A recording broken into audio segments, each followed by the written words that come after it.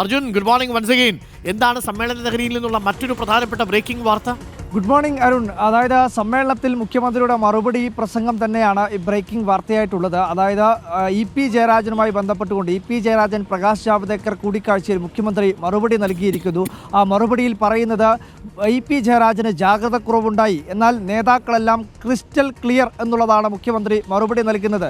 മുഖ്യമന്ത്രിയുടെ ഒരു crystal clear ആയിട്ടുള്ള മറുപടി എന്ന് വേണം നമുക്ക് ഇതിനെ കരുതാൻ വേണ്ടി. അതായത് പ്രകാശ് ജാവ്ദേക്കർ കൂടിക്കാഴ്ചയ്ക്ക് ശേഷം EP ജയരാജൻ BJP-യിലേക്ക് പോകും എന്ന രീതിയിലുള്ള വലിയ അഭ്യൂഹങ്ങളുണ്ടായിരുന്നു, വലിയ വാർത്തകളുണ്ടായിരുന്നു. പ്രതിപക്ഷം അത് വലിയ രാഷ്ട്രീയ പ്രചരണായുധമാക്കിയിരുന്നു.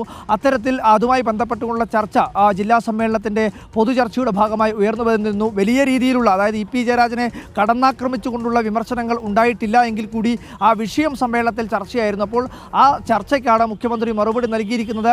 ഉപയോഗിച്ച വാക്കാണ് ഏറ്റവും പ്രധാനമായിട്ടുള്ളത്. നേതാക്കളെല്ലാം വളരെ ക്രിസ്റ്റൽ ക്ലിയർ ആണ് എന്നുള്ളതാണ് മുഖ്യമന്ത്രി മറുപടി പ്രസംഗത്തിൽ സൂചിപ്പിച്ചിരിക്കുന്നത്. ഈ വാക്ക് ഇതിനു മുമ്പ് നമ്മൾ കേട്ടിട്ടുള്ളത് പാലക്കാട് തെരഞ്ഞെടുപ്പിൻ്റെ ഘട്ടത്തിലാണ്. സന്ദീപ് വാര്യർ CPM-ലേക്ക് വരുന്നു എന്ന രീതിയിലുള്ള വാർത്തകൾ പ്രചരിച്ച ഘട്ടത്തിലാണ് AK ബാലൻ സന്ദീപ് വാര്യർ ഒരു ക്രിസ്റ്റൽ ക്ലിയർ കോമ്രേഡായി മാറും എന്ന രീതിയിലുള്ള ഒരു പ്രതികരണം നടത്തിയത്.